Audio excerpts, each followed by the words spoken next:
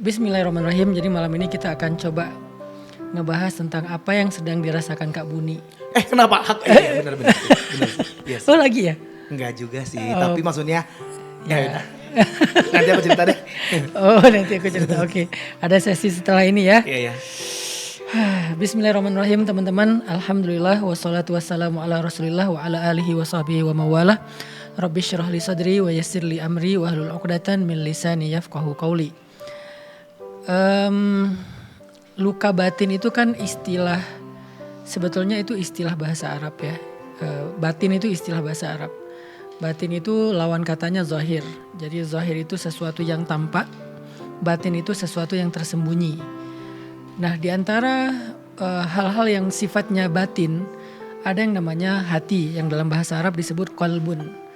Ada yang namanya jiwa, yang dalam bahasa Arab disebut nafsun.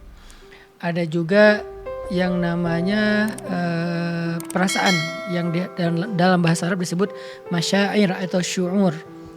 Ada juga yang disebut dengan pikiran, dalam bahasa Arab disebut aklu, atau bisa juga fikru atau fikroh gitu ya.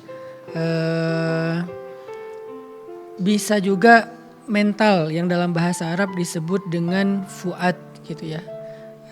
Atau juga bisa juga dengan istilah syu'ur atau masyair.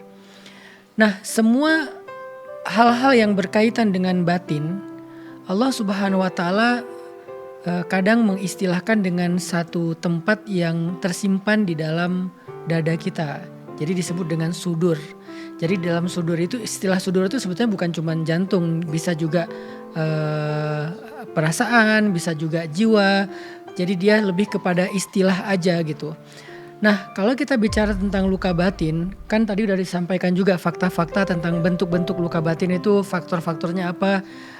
Maka artinya fakta yang paling jelas itu semua kita pernah ngalamin yang namanya luka batin. Bisa hatinya, bisa perasaannya, bisa jiwanya, bisa mentalnya, bisa pikirannya. Semua itu pernah terluka lah gitu. Baik yang lukanya ringan ataupun luka yang berat yang sampai sekarang mungkin ada yang sedang berjuang untuk menyembuhkannya. Kita langsung ke meminta nasihat lah ya dari Allah dan Rasul. Kira-kira kalau misalnya sedang terluka batinnya itu obatnya apa? Nabi pernah nggak luka batin? Apa bentuk luka batinnya Nabi? Mungkin faktornya berbeda dengan kita, penyebabnya berbeda, tapi sama-sama ngalamin luka lah ibaratnya. Dalam surat Al-Kahfi itu Allah pernah bilang gitu, fala'allaka bakhi'un nafsaka ala atharihim.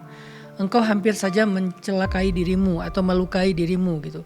Jadi melukai diri di sini artinya tuh nggak berdaya untuk melawan rasa-rasa yang tidak nyaman, sehingga rasa yang tidak nyaman itu menyakiti beliau gitu atau menyusahkan beliau, sehingga Nabi hampir celaka gitu dengan luka itu. Kan kita juga kalau misalnya terluka batinnya kan kadang-kadang ngerasa kayak hampir celaka juga kan, kayak luka fisik gitu kan, kayak pengen mati atau hidup nggak ada artinya, atau kayak malah pengen menjauh dari semua orang atau orang yang kita cintai. Banyaklah ekspresi-ekspresi dari rasa luka yang berat itu. Nah, itu yang dibahasakan oleh Al-Quran dengan istilah mencelakai diri. Fala'allaka bakhi'un nafsaka ala atharihim. Bisa jadi engkau atau hampir saja engkau mencelakai dirimu sendiri karena kejahatan-kejahatan orang yang ingkar terhadap dakwah. Illam yu'minu bihadzal hadithi asafa. Kalau mereka misalnya tidak mau beriman, tidak mau menerima dakwah ini, dan engkau merasa asif gitu. Asif itu kayak nggak nyaman atau kasihan kepada mereka, atau malah melas gitu ya, jadi nelangsa gitu ya. Nah itu semuanya perasaan-perasaan tidak nyaman yang pernah dirasakan Nabi. Cuman kalau kita baca kisah Nabi, rata-rata luka Nabi itu muncul karena dakwah. Sedikit sekali Nabi pernah terluka karena faktor pribadi. Karena Nabi kalau bab pribadi itu orangnya sangat samahah. Samahah itu gampang mentolerir orang lain lah. Ya udahlah nggak apa-apa, ya udahlah nggak apa-apa. Tapi kalau urusan dakwah Nabi itu orangnya tuh karena terlalu semangat mengajak orang kepada kebaikan ya. Jadi kan orang kalau terlalu antusias, terlalu semangat itu akhirnya juga mudah sekali untuk tersakiti gitu kan. Kayak kita mencintai seseorang menggebu-gebu ya gampang juga tersakiti. Tapi kalau biasa aja ya nggak akan gampang tersakiti juga. Rata-rata penyebab Nabi itu terluka secara batin itu faktornya karena dakwah. Ditolak, dihina, direndahkan, dan seterusnya, dimusuhi dan seterusnya.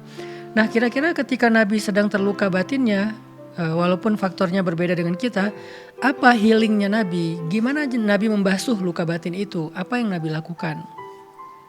Nomor 1 kita coba simak firman Allah di dalam surat Yunus ayat 58. Nah di surat Yunus ayat 58 Allah subhanahu wa ta'ala berfirman,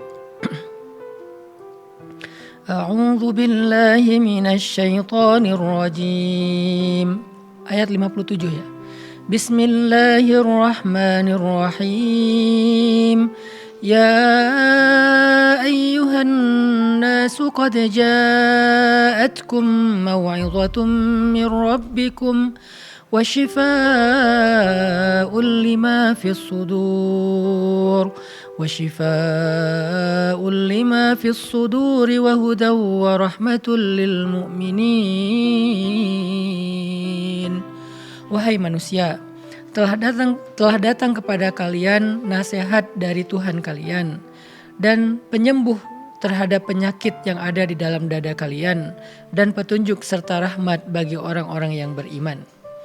Nah, di dalam ayat ini Allah tuh menyinggung satu obat yang Allah jamin pasti bisa menyembuhkan. Jadi Allah nggak pakai bahasa obat. Kalau dalam bahasa Arab obat itu misalnya istilahnya dawa ya gitu ya. Dawa itu kan bisa menyembuhkan bisa enggak. Tapi di sini Allah mengistilahkannya bukan dawa tapi syifa.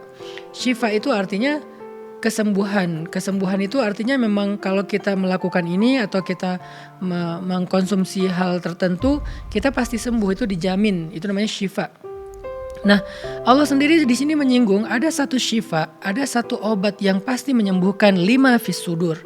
Semua yang mengganggu kita di dalam dada kita, baik itu luka hati, luka jiwa, luka perasaan, luka mental, itu tuh bisa jadi kesembuhannya lewat ini gitu. Ada satu obat yang bisa menyembuhkannya. Nah, obat itu apa? Ternyata obat itu menurut ayat ini adalah Al-Quran. Jadi Al-Quran dia sifatnya itu sebagai syifa, sebagai obat. Mungkin kita pernah mendengar ini dan ya pernah mencoba untuk mengkonsumsinya tapi nggak sembuh gitu misalnya, atau nggak berhasil misalnya. Apa yang salah gitu? Kok Al-Quran nggak bisa jadi syifa bagi kita sementara Al-Quran bisa jadi syifa bagi Nabi? Makanya ketika Nabi sedih tuh, Nabi kan pulang bilang ke Khadijah, Zammiluni dathiruni, wahai Khadijah selimuti aku, selimuti aku. Sampai di rumah malah dibangunin sama Allah. Udah berselimut, baru tidur sebentar, kata Allah, ya ayyuhal muzammil, wahai orang yang berselimut, qumil lail, bangun di malam hari. Untuk apa? Warattilil Qur'ana tartila, faqra' ma tayassara minal Qur'an. Bangunlah untuk membaca Al-Quran secara tartil dan bacalah apa-apa yang mudah dari Al-Quran. Nah, pertanyaannya di sini kan konteks ayat itu Nabi itu lagi terluka ya. Nabi itu lagi sedih, Nabi lagi kayak sedih kecewa gitu ya, marah gitu kan. Ya terlukalah secara perasaannya oleh penolakan orang-orang kafir Quraisy, terutama oleh Abu Lahab dan Abu Jahal. Kok dalam konteks kayak gitu Allah nyuruh Nabi baca Quran di tengah malam? Kok disuruh warattil Quran, faqra'u ma tayassara minal Quran? Kok disuruh bangun malam untuk baca Quran? Itulah arti Al-Quran sebagai syifa. Al-Quran itu bisa menjadi obat banget kalau kita tahu bagaimana cara mengkonsumsinya dalam tanda petik. Sehingga dia bukan sekedar kiasan ya, tapi benar-benar memang jadi obat. Obat lima fis sudur, apa yang menjadi penyakit di dalam dada kita. Singkatnya gini, gimana ya cara kita kaifa natadawa bil Quran? Itu pertanyaannya. Gimana cara kita berobat dengan Al-Quran? Kaifa natadawa bil Quran? Bagaimana cara kita berobat dengan Al-Quran? Kata para ulama, kita nggak akan bisa merasakan nikmatnya membaca Al-Quran sehingga dia bisa menjadi syifa dalam hati kita kalau kita membaca Al-Quran itu hanya melantunkan huruf dan huruf. Maka cara membaca Al-Quran yang membuat kita kerasa di hati itu adalah dengan membacanya pertama secara ritme ala mukthin, dengan membaca perlahan-lahan. Kalau di surat Al-Muzammil tadi dengan istilahnya tartil itu tarasul itu kan tarasul itu bertahap gitu. Jadi satu kata demi satu kata dibaca, satu ayat demi satu ayat dibaca. Jangan pengen cepat sampai di akhir juz. Jangan kejar target satu juz, karena ini bukan dalam rangka murajaah atau bacaan harian ya, tapi dalam rangka sedang natadawa, sedang berobat terapi dengan Al-Quran. Jadi beda nih metode membaca Al-Quran untuk ibadah, untuk mendapatkan pahala satu juz, dengan metode membaca Al-Quran untuk natadawa, untuk terapi. Kalau pengen terapi dengan Al-Quran, maka cara bacanya kata Allah di dalam surat Al-Isra ayat 106. Wa Qur'anan faraqnahu litaqra'ahu 'alan nasi 'ala muktsin wa nazzalnahu tanzila. Bacalah Al-Quran kepada mereka ala muksin, perlahan-lahan. Kalau dalam bahasa surat Al-Qiyamah itu la tuharrik bihi lisanaka lita'jala bih, jangan buru-buru membaca Al-Quran. Atau dalam bahasa surat Al-Muzammil warattilil Qur'ana tartila, ay tarassula, bacalah Al-Quran perlahan-lahan, ala mahlin, secara perlahan-lahan. Jadi ritmenya kalau kita pengen terapi dengan Al-Quran, coba baca Al-Quran itu perlahan-lahan. Gimana cara baca Al-Quran perlahan-lahan? Ini saya kasih contoh. Misalnya Al-Fatihah. Bismillahirrahmanirrahim. Alhamdulillahi rabbil alamin. Ar-Rahmanir-Rahim. Maliki yaumiddin. Itu namanya perlahan-lahan. Kalau kita target satu juz kan gak bisa gitu ya. Alhamdulillahi rabbil alamin. Ar-Rahmanir-Rahim. Maliki yaumiddin. Iyyaka na'budu wa iyyaka nasta'in. Kita kan bacanya agak lebih cepat sedikit, karena biar sampai satu juz dalam waktu 1 jam atau 45 menit. Tapi kalau pengen natadawa, pengen terapi, bacanya lebih pelan lagi. Sampai Sayyidah Aisyah dan Abdullah bin Mas'ud bilang gini, Nabi itu kalau baca Al-Quran di tengah malam, itu tuh beda dengan baca Quran di siang hari. Malam hari itu Nabi kalau baca Quran, ketika beliau sampai di ayat tentang surga, beliau berdoa. Ketika sampai di ayat neraka, beliau berta'awuz. Ketika sampai di ayat tentang orang-orang kafir, beliau sedih. Ketika ayat tentang orang mukmin, beliau gembira dan mendoakan mereka. Jadi setiap ayat itu direspon sama Nabi. Dan ini nggak bisa kita lakukan kalau kita bacanya cepat-cepat. Jadi emang harus pelan-pelan bacanya.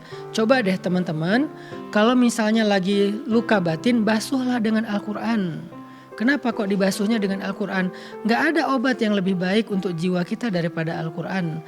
Kalau kalian gak ngerasain langsung saat kalian pertama membaca dan berterapi dengan Al-Quran, itu berarti memang kalian butuh waktu.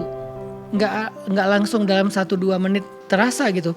Oh mungkin luka kalian terlalu parah, oh mungkin kalian dengan Al-Quran terlalu mahjurah, terlalu berjarak gitu. Jadi kayak butuh waktu, misalnya sehari 2 hari didawamin aja terus, pakai terus terapi itu sama kayak kita terapi fisik kan, nggak langsung sembuh kan. Tapi kita harus percaya bahwa ini terapi terbaik, sehingga walaupun nggak langsung sembuh luka fisik kita jalanin lagi terapinya besok, lusa, seterusnya.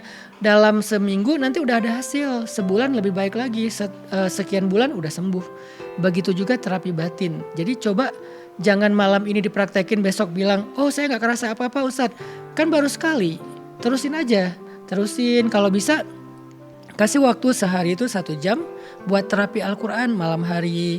Makanya kalau misalnya kita lagi sedih itu kan alhamdulillah Allah kasih kita hidayah untuk lebih khusyuk dalam ibadah kan. Coba pakai buat Al-Quran waktu itu. Jadi baca pelan-pelan bacanya, perhatikan huruf-hurufnya, itu satu. Yang kedua, cara terapi dengan Al-Quran itu harus dengan yang namanya tadabbur. Gak bisa cuman dibaca secara perlahan tapi gak ngerti ayatnya, harus tadabbur. Allah Subhanahu wa taala berfirman, "Afala yatadabbaruna al-Qur'an? Afala yatadabbaruna al-Qur'an am 'ala qulubin aqfaluha?" Surat Muhammad ayat 24. Kenapa mereka tidak mentadabburi Al-Quran? Memangnya hati mereka itu terkunci? Jadi maksudnya hati itu memang harus diajak untuk tadabbur Al-Quran biar terbuka. Begitu hati terkunci karena nggak mau tadabbur Al-Quran, itu kekunci semua kebaikan. Semua kebaikan itu nggak bisa masuk. Jadi dibukalah simpul itu dengan tadabbur Al-Quran. Apa itu tadabbur? Tadabbur itu artinya memikirkan pesan di dalam ayat yang dibaca. Apa sih pesannya? Apa sih maknanya? Memang agak lebih lama ya, mungkin 2 ayat 3 ayat tuh sejam. Beda sama kalau kita baca 1 juz. Tapi gak apa-apa, itu dilatih terus saja. Targetnya apa Ustaz? Targetnya sampai kita ngerasain ini nih.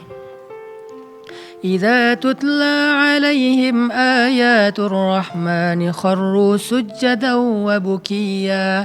Sampai kita bisa nangis. Kalau kita belum bisa nangis, berarti tadabbur kita harus diterusin terus. وَيَخِرُّونَ لِلْأَذْقَانِ يَبْكُونَ وَيَخِرُّونَ لِلْأَذْقَانِ يَبْكُونَ وَيَزِيدُهُمْ خُشُوعًا. Mereka tersungkur, mereka menangis, lalu dengan itu bertambahlah rasa khusyuk di dalam hati mereka. Jadi kesembuhan jiwa itu bukan ketika dia sehat dalam arti kayak normal sebelum kita sakit. Ternyata indikator jiwa itu udah sembuh kata Allah adalah ketika dia khusyuk. Khusyuk itu lebih terkonek dengan Allah. Jadi kayak hati itu gak lupa lagi. Kalau pikiran lupa kita tahu kan rasanya. Nah pernah gak ngerasain hati lupa sama Allah? Jadi ada yang ingat itu pikiran, lupa itu pikiran. Ada yang ingat itu hati, lupa itu hati. Nah ini kita lagi bicara hati nih. Memang kita ingat Allah dengan pikiran kita, tapi di hati kita ingat enggak? Bedanya apa Ustadz? Ingat pikiran dengan ingat hati. Kalau ingat pikiran itu tahu Allah, Allah, Allah. Tapi kalau ingat hati itu muncul rasa berserah, rasa pasrah, rasa yakin, rasa berharap. Itu tuh muncul. Dan bisa nggak itu tuh jangan sampai alfa dari kita. Jangan sampai hilang dari kita, dari hati kita. Harus selalu tiba-tiba muncul lagi rasa. Jadi ketika ada masalah, otomatis hati itu meresponnya dengan kan ada Allah. Kan ada Allah, kan ada Allah. Itu tuh bisa gak spontan. Nah itu dilatih dengan tadi tadabbur Al-Quran. Sehingga nanti hatinya khusyuk. Kalau hati udah khusyuk, itu tuh kita kayak kemana-mana tuh kayak orang sholat. Kan kalau sholat khusyuk ingat Allah kan artinya kan. Bisa gak khusyuk itu bukan di dalam sholat aja. Dalam keseharian juga kita khusyuk. Yang khusyuk tuh hatinya, gak harus keseharian kemana-mana kita gini gak harus. Tapi maksudnya hatinya yang gini gitu. Hatinya yang khusyuk. Sehingga ketika ada masalah, yang langsung ngerespon masalah itu jangan pikiran, jangan emosi, tapi hati. Itu akan kuat tuh. Kejiwaan kita, mentality kita akan kuat banget. Kalau hati langsung respon secara spontan, itu akan kuat banget. Dan itu dilatih dengan tadabbur Al-Quran. Sampai ke level ya bekun, menangis. Makanya orang yang rajin menangis karena Al-Quran, karena tadabbur, itu bukan orang lemah. Justru orang yang paling kuat. Nanti teman-teman kalau nonton video-video tentang pejuang Palestina di Gaza tuh, kan mereka sambil baca Quran sambil nangis kan? Tapi mereka gak pernah menangisi nasibnya. Mereka gak pernah menangisi pacarnya atau mantannya. Mereka gak pernah menangisi negara yang dijajah. Yang mereka tangisi adalah dosa-dosanya. Jadi mereka di dalam hubungannya dengan Allah jadi orang yang cengeng, tapi hubungannya dengan manusia jadi orang yang kuat banget. Kita kebalik. Kalau kepada Allah itu kita kayak gak butuh gitu. Kayak gak masalah juga, terserah Allah gak mau ngasih saya hidayah atau apa. Jadi kayak kuat gitu di hadapan Allah, tapi di hadapan manusia itu kayak cengeng banget. Berarti kan jiwa kita lemah, jiwa mereka kuat. Jadi jangan berpikir bahwa orang yang, ini gak apa-apa. Orang yang nangis ketika membaca Al-Quran itu adalah orang yang lemah, bukan. Maka coba teman-teman tadabbur. Ustadz yang terakhir, gimana cara kita mentadaburi Al-Quran? Apakah cukup membaca terjemah? Teman-teman kalau pengen tadabbur Al-Quran, coba baca ayat-ayat yang temanya sesuai dengan apa yang teman-teman rasain. Misalnya lagi dibully, baca surat Maryam. Maryam pernah dibully kan, sampai Maryam juga pernah kayak pengen mati kalau bahasa ini vulgarnya, walaupun gak kayak gitu banget sih. Tapi maksudnya ya laitani mitu wa kuntu nasyan mansiya, aduh seandainya aku mati aja dan aku gak pernah dikenal siapa-siapa. Kan Maryam pernah luka batin kayak gitu juga kan. Terus diobati oleh apa? Diobati oleh firman-firman Tuhan, oleh firman-firman Allah kepada Maryam. Ya Maryam, ya Maryam, ya Maryam. Nah, apa yang dilakukan Maryam untuk bisa bertahan dalam kondisi dia sedang terluka banget batinnya? Baca ayatnya. Nanti kita, oh ternyata yang dilakukan Maryam itu zikir aja. Nggak usah direspon orang lain gitu. Apa yang dilakukan Zakaria? Ke mihrab aja, nggak usah ngerespon orang lain. Apa yang dilakukan Nabi Yakub? Oh ternyata ke mihrab aja. Apa yang dilakukan Nabi Yusuf? Oh ternyata connect kepada Allah. Apa yang dilakukan Nabi siapa lagi misalnya? Atau cerita Nabi Muhammad di surat Al-Kautsar dan surat Ad-Duha. Itu kan semuanya cerita-cerita mereka disakiti gitu. Ad-Duha itu ayat ketika Nabi disakiti. Al-Kautsar ketika Nabi disakiti. An-Najm ketika Nabi disakiti. Al-Isra ketika Nabi disakiti. Banyak surat-surat yang ketika Nabi disakiti, dibully itu terus ada ayat yang menghibur mereka gitu. Nah coba ayat itu ditadaburi. Sehingga nanti teman-teman kayak nemu nasihat jangan dari saya, jangan dari teman, nasihat langsung dari Allah. Coba bayangin teman-teman lagi punya masalah, terus yang ngasih nasihat Allah, kurang benar apa itu? Udah pasti benar, tapi cari tema yang sesuai. Gimana cari temanya Ustadz? Ya googling lah.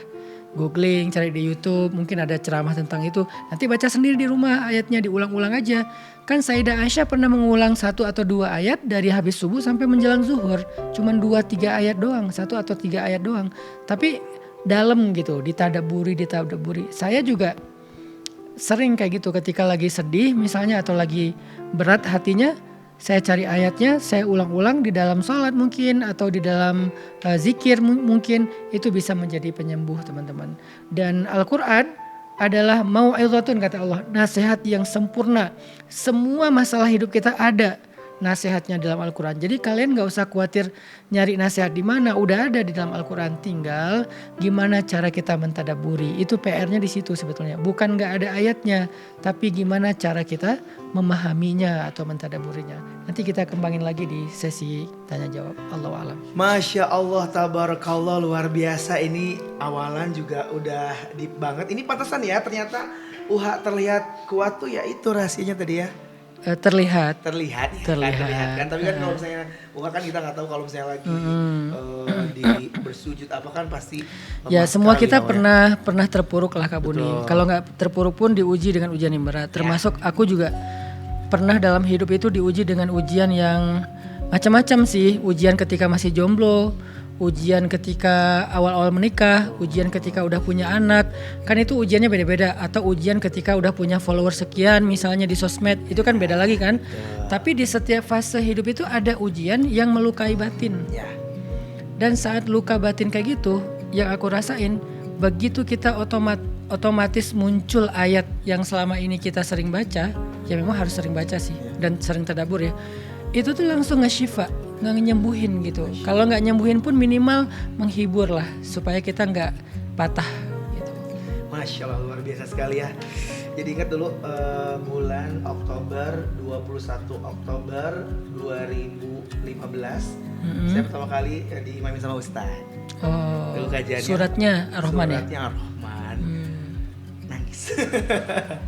Judulnya Falling in Love Syariah teman-teman ya. Saya lagi jomblo waktu itu. Wah udah habis saya itu. Masya Allah. Tapi ya alhamdulillah sih tenang. Itulah keajaiban Al-Quran ya. Nggak ngerti aja bisa nyembuhin. Ya, apalagi ngerti. Masya Allah ya. Oke, ini kita waktunya untuk masuk sesi Q&A ya. Wah ya izin ya.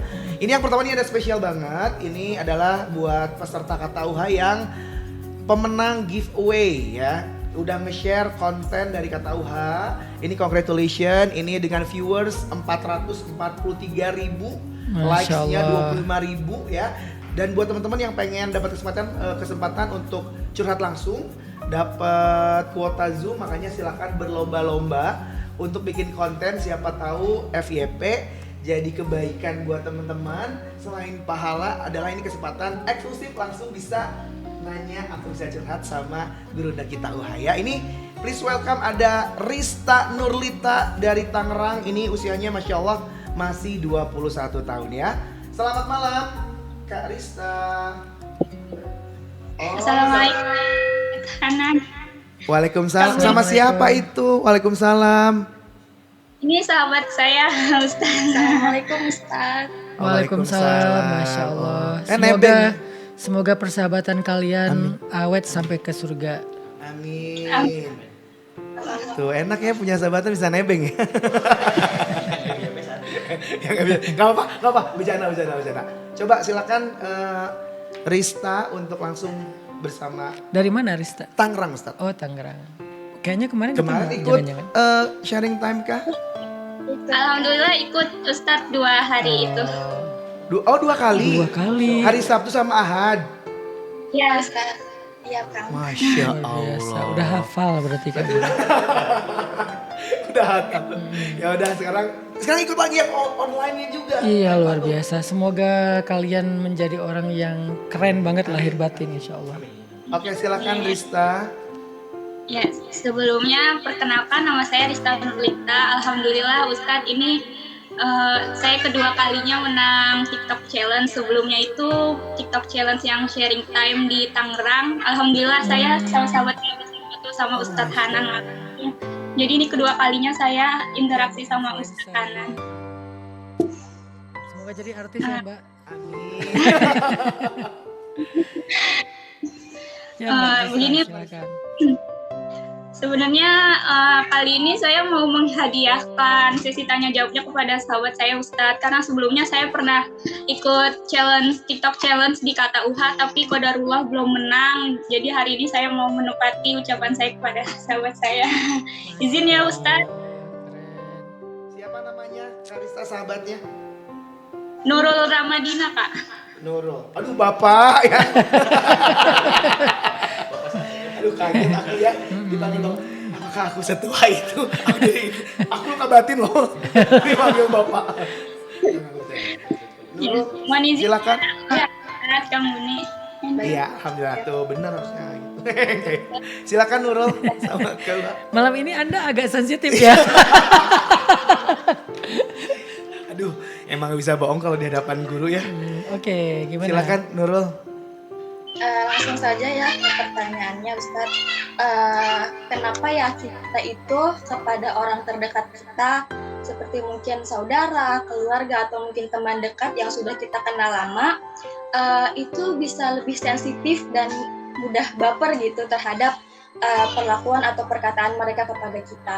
Padahal mungkin kalau misalkan kita dapat hal itu dari orang lain tuh biasa aja gitu. Tapi kalau misalkan dengan orang-orang terdekat tuh lebih terasa gitu, lebih sensitif gitu intinya. Padahal harusnya tuh kita bisa lebih berlapang dada, lebih sabar karena kan semua itu kan bukan ranahnya kita ya Ustadz. Gimana caranya supaya kita bisa mengatur hati kita supaya lebih bisa menerima atas apa yang terjadi kepada kita, terutama dari orang-orang terdekat kita, terus supaya tidak menjadi rasa benci dari luka batin itu gitu. Bagaimana cara mengaturnya, hati kita, emosional kita bisa menerima dan bisa ikhlas benar-benar memaafkan tanpa adanya rasa yang mengganjal gitu. Oke, terima kasih Nurul, semangat ya. Masya Allah, silakan Guru Nda UHA. Ya, Kenapa tuh? mungkin ya Mbak Nurul ya, mungkin karena kita tuh ngerasa udah paling baik sama dia. Jadi kayak lebih berharap diperlakukan lebih baik, lebih layak, lebih dihargai kali. Jadi kayak ekspektasi kita ada pamrih tanpa kita sadari muncul dengan kita agak dekat atau mungkin berbuat baik sama orang itu. Dulu tuh kalau nggak salah Abu Bakar pernah kayak gitu juga ketika dia anaknya difitnah selingkuh kan, Sayyidah Aisyah difitnah selingkuh. Abu Bakar tuh nggak sebaper itu ke orang-orang yang memfitnah Aisyah, tapi baper banget ke saudara Abu Bakar yang selama ini sering dibantu, yang ikut-ikutan nyebarin fitnah terhadap Aisyah. Jadi ke orang lain tuh Abu Bakar nggak terlalu baper, tapi ke orang yang selama ini sering dibantu sama Abu Bakar itu kayak ngerasa lebih sakit gitu ketika disakiti oleh orang yang kita bantu atau kita sering bertemu dengan dia atau kayak sama dia tuh udah deket banget, apalagi ini saudara sendiri gitu. Itu rasanya lebih sakit. Nah, dalam kondisi kayak gitulah Abu Bakar marah terus bilang, demi Allah saya nggak akan bantu dia lagi. aku nggak akan bantu dia lagi. Aku kecewa banget sama dia gitu kan. Terus Allah turunkan ayat untuk Abu Bakar di surat An-Nur ayat 22. Nah ini nanti Mbak Nurul bisa sering-sering ulang ayat ini deh, tadabbur ya. Allah berfirman gini, وَلَا يَأْتَلِ أُولُو الْفَضْلِ مِنْكُمْ وَالسَّعَةِ أَنْ يُؤْتُوا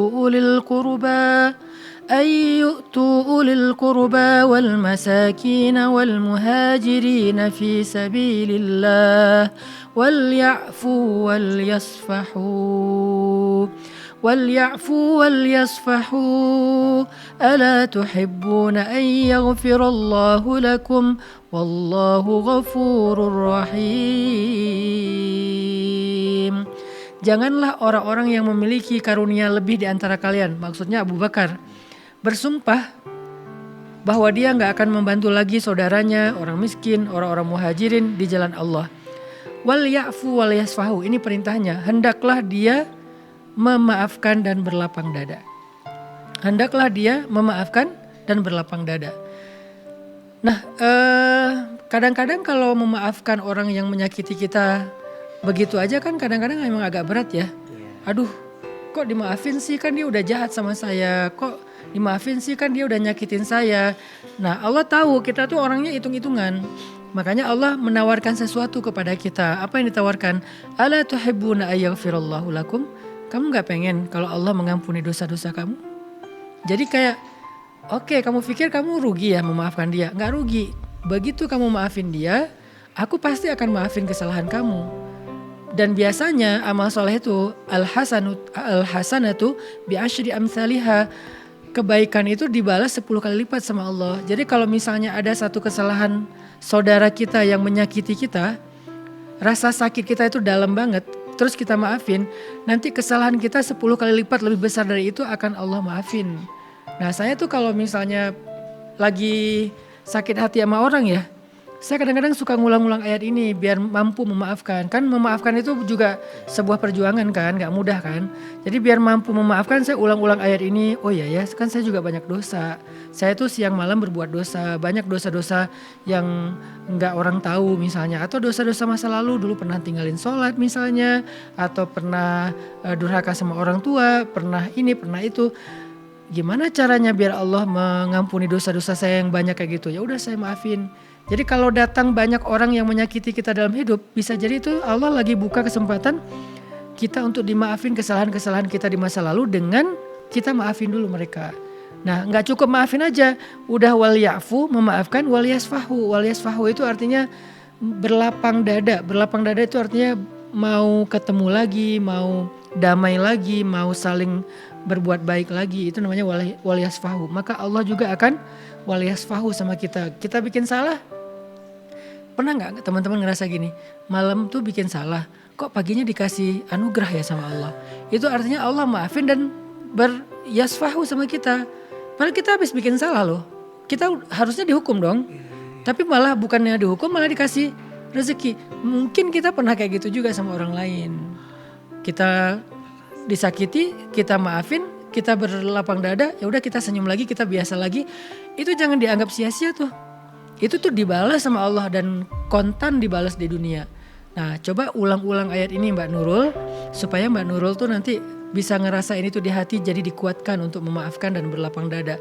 Saya nggak katakan saat ini Mbak Nurul langsung mampu, tapi kalau misalnya nanti sensitif muncul lagi ya, sensitivitas itu kan berbanding lurus dengan ekspektasi ya. Ketika kita ekspektasinya dihargai, nggak dihargai, sensitif. Ketika kita minta dibalas, kebaikan kita nggak dibalas, sensitif.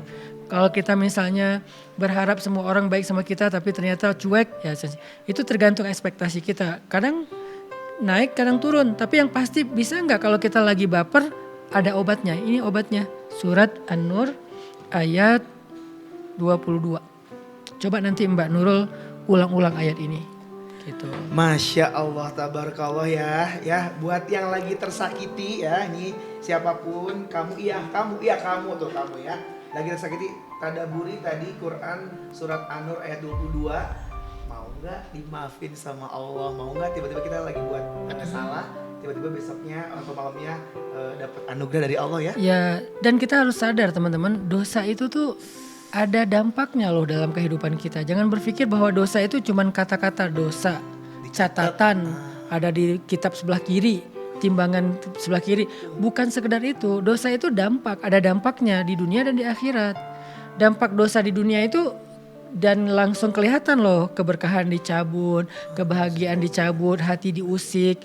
Banyaklah dampak-dampak dari dosa itu. Jadi jangan berpikir bahwa kok cuma diampuni dosa, itu tawaran paling berharga dari Allah. Karena kalau dosanya udah diampuni, ini kata ulama gini, min awwalil khair anta trukasyar.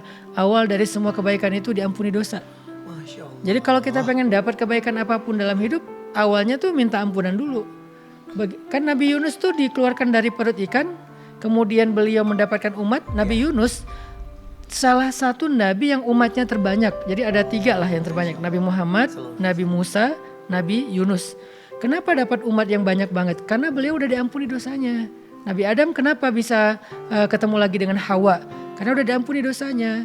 Begitu juga dengan kita. Jadi kalau kita pengen dapat kebaikan ya minta ampun dulu. Masya Allah, terima kasih Gurunda ya. Wah, ini jadi semangat untuk memaafkan ya, walaupun memang iya nggak mudah ya, nggak gampang, tapi luar biasa jaminan dari Allah ya. Kita akan move izin ke pertanyaan kedua. Ini ada dari sahabat UHA yang udah lama banget ini support program dakwah dari Gurunda kita UHA ya. Dan juga by the way ngomongin soal sahabat UHA, ini ada juga nih yang ini setia banget nih join di Zoom ya. Ada sahabatnya UHA juga, ada Mas Agung dari Gresik ya. Ada di Zoom UHA ya. Ada ya? Ya, kemarin sih baru ketemu ya, pekan lalu ya. Masya Allah. Masya Allah, luar biasa, Masya Allah. Pantesan kok ada rasa-rasa nggak enak gitu. Oh ternyata ada dia. Gak bercanda Mas Agung.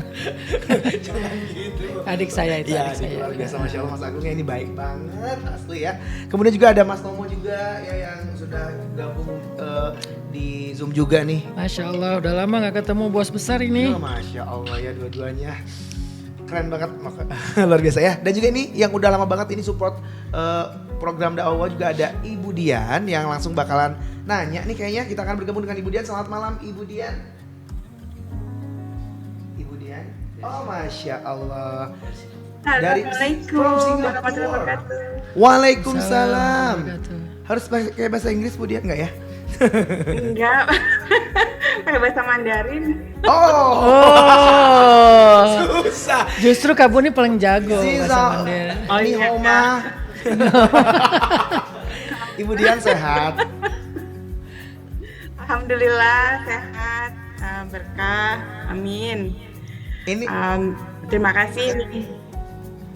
ya ini di Singapura memang stay di sana atau lagi liburan atau lagi Atau emang orang sana? emang orang Singapura Ibu Dian? Agak orang Indonesia, tapi cari nafkahnya di sini, Masya di Allah. Singapura kebetulan. Ini makasih banyak ya udah support terus program dakwahnya Gurunda UHA. Udah lama banget Bu Dian. Jazakillah khair. Iya. Iya, sama-sama wa jazakillah khairan. Terima kasih Ustadz Hanan. Saya mungkin mau sedikit curhat tadi ya. Kalau saya kebetulan anak-anak sudah dewasa gitu. Tapi memang tinggalnya kan dulu jauh ya karena saya di Singapura. Jadi kadang-kadang ketemu kan juga jarang gitu. Jadi mungkin hubungan kadang suka kurang baik gitu ya, karena kurang sering bertemu mungkin.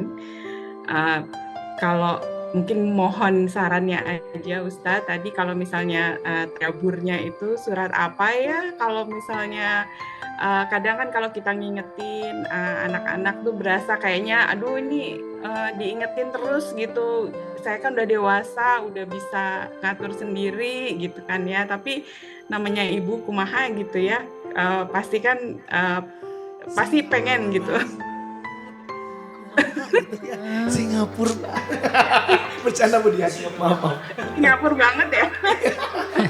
Singapura bagian Priangan ini.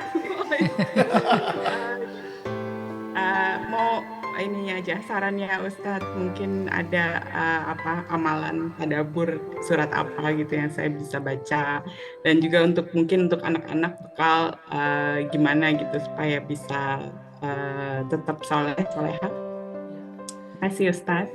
Sama-sama Ibu Dian, terima kasih banyak. Masya Allah, Silakan Bu Uha. Dian. Ada dua, walaupun mungkin bukan ibu tapi ayah ya. Ada dua ayah tuh yang diuji dengan anaknya. Yang pertama Nabi Yakub di surat Yusuf.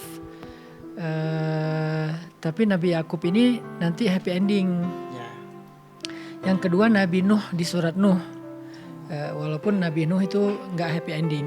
Jadi tapi ada satu hal yang sama antara Nabi Yakub sama Nabi Nuh itu. Sabarnya ngadapin anak tuh luar biasa gitu.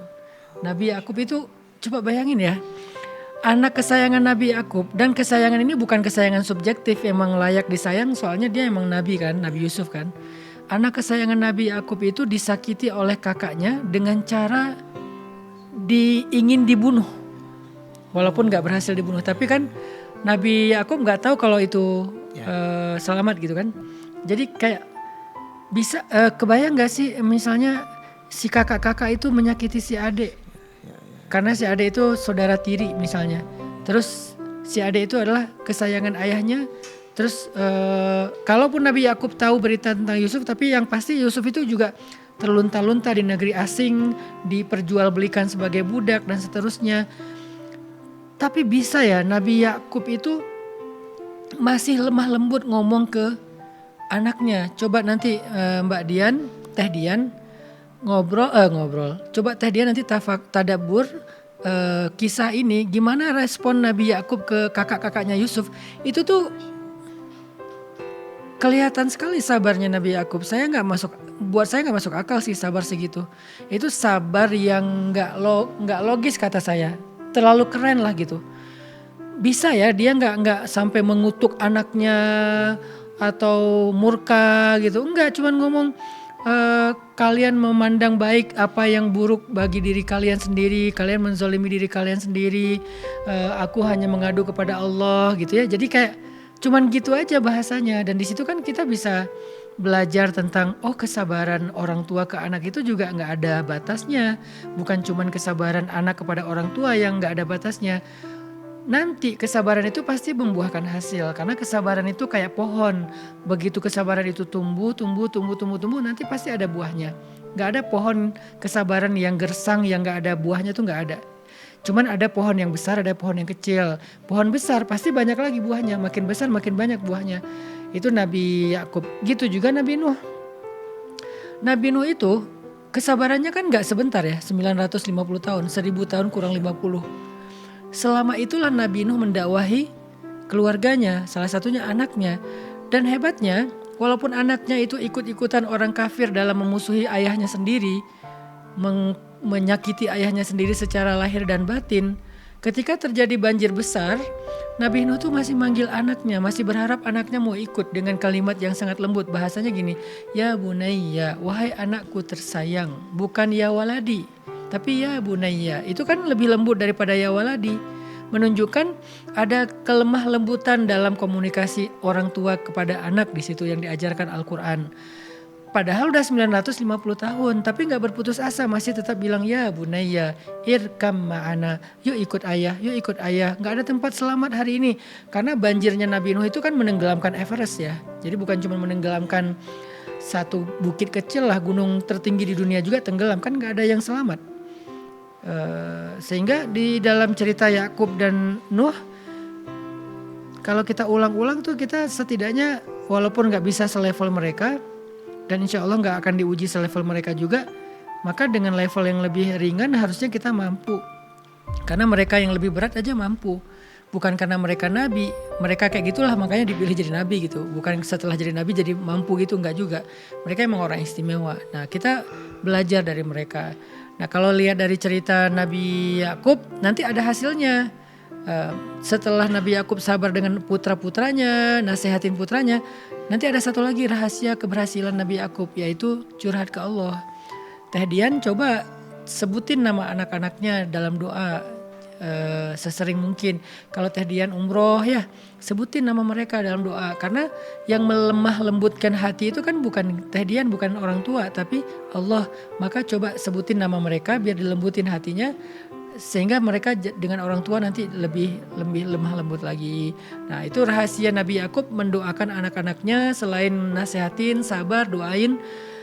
Setelah sekian belas tahun, Nabi Yusuf itu kan diusir usia 14 atau 15 tahun.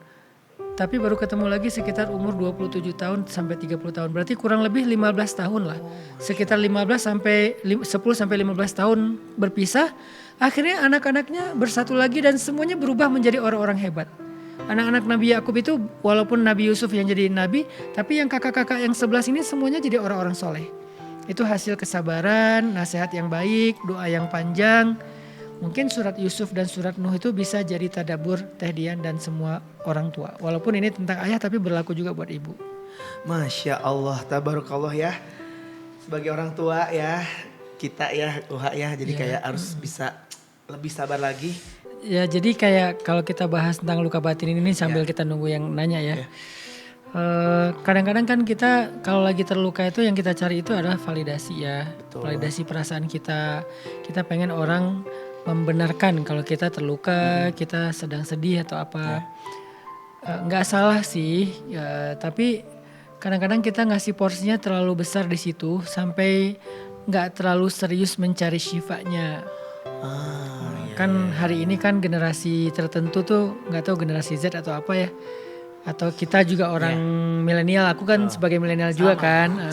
Walaupun milenial senior ya. Kita tuh kan kayak pengen dimengerti. Tapi sampai kapan sih kita ada di posisi itu pengen dimengerti. Supaya kita ngerasa bahwa sedih saya, luka saya itu wajar gitu kan. Sampai kapan sih dengan tahap itu? Setahu saya, ini teladan lah ya. Kalau nggak dibahas ya buat apa jadi teladan kan? Nabi dan kemudian orang-orang soleh sebelum kita tuh ngajarin kalau kita lagi terluka itu jangan cuman mencari pembenaran atau validasi atau pengertian orang-orang sekitar kita bahwa kita sedang terluka. Tapi segera sembuhkan gitu. Segera sembuhkan. Karena kalau ada yang nyaman, bukan nyaman mungkin ya, dia agak sedikit berlarut-larut dalam luka itu nggak bagus juga. Jadi yang saya share malam ini itu sebetulnya bukan sekedar kalimat-kalimat validasi untuk teman-teman atau afirmasi positif, lebih ke kayak ya udahlah ini yuk kita sembuhin bareng-bareng yuk kita berusaha sembuh yuk gitu. Salah satu cara berusaha sembuh ya buka kitab penyembuh Al-Quran gitu. Setuju banget itu, makanya orang-orangnya teman-teman gitu ya. Kalau luka sedikit, gak enak sedikit biasanya suka posting. Ya.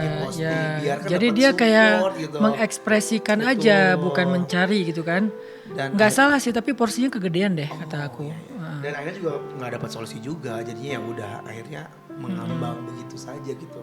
Wah ya, termasuk saya. Ya sama sih, cuman nggak tahu mungkin beda-beda orang ya. Kalau saya pribadi sih, kalau terluka dan beberapa kali sering terluka, nggak berusaha mencari validasi. Mungkin beda ya, nggak mencari validasi tapi langsung mencari solusi aja gitu. Mungkin saya bukan tipe feeling kali ya. Iya. Jadi kurang berperasaan mungkin. Kalau Uha kan sudah, wow, masalahnya kan udah gitu. Ya mungkin udah ini sering dibanting-banting ya. Ya, dibanting-banting oleh hidup. Ceritanya mau tahu teman-teman ceritanya? Boleh. Ini tertempa banget tuh, Masya Allah. Jadi aku tuh kayak merasa kayak, oh Masya Allah. Pantesan Allah tuh sayang banget sama Uha ya, Masya Allah. Amin. Luar biasa. Kita akan lanjut Uha. Ya. Kita pilih. Ini yang udah raise hand, ini dari Masya Allah banyak kita sekali. Kita lihat wajah yang paling terluka. Aduh. Agak susah ya semuanya ya. Ini ada nih laki-laki satu di antara. Itu dari Sidoarjo ya. Oh semuanya, coba boleh. Yang raise hand aja. Yang raise hand. Ayo, itu udah raise hand semuanya dari Zoom-nya. Jangan senyum dong ya, coba muka memelasnya mana biar kita kayak agak kasihan gitu milihnya gitu. Mbak Lita ketawa ngakak lagi. Itu bukan buka sedih itu, ngantuk. Nggak ada yang ngantuk. Mungkin mereka ada di Indonesia Timur. Oh iya. Bismillah siapa ya? Aduh ya Allah. Itu tuh Dari Garut. Dari Garut, oke. Sopar. Oh ya mukanya ya agak-agak datar ya itu ya. Oh itu foto. Oh itu foto. Wah iya dia nggak itu. Nggak jadilah, nggak jadi. Jangan. Yang ini aja nih Banjarmasin. Banjarmasin, Ihsan. oke. Banjarmasin ini kelam banget soalnya ya. Enggak itu lightingnya. Iya light. Oh maaf ya lightingnya. Maksudnya gelap. Ihsan Nafarin Banjarmasin. Bismillah ya. Oke. Selamat malam Ihsan. Selamat malam Ustadz. Wih, Wah Masya Allah. Ya kedengaran Kedengeran. Ustadz? Perkenalkan nama saya In. Di sini saya mau nanya Ustadz. Iya. Mungkin kedengaran nggak Ustadz? Kedengeran 2 kali ya. Satu lagi dong. kamu nih, sebentar, kamu nih malam ini, Enggak. kamu nih mau minum teh, Udah. ada es teh ini. Udah. Sekali lagi dapat hadiah ya. 3 kali. Silakan Ihsan nanya langsung. Nah, Ustadz, misalnya Ustadz kan kadang ketika kita menjalin hubungan Ustadz dengan hal yang tidak baik yaitu pacaran Ustadz. Ya. Itu dampaknya ke saya dan teman-teman saya juga merasakan juga Ustadz. Misalnya kan dia pacaran sudah lama tetapi pengen lanjut ke hubungan yang lebih serius, otomatis kayak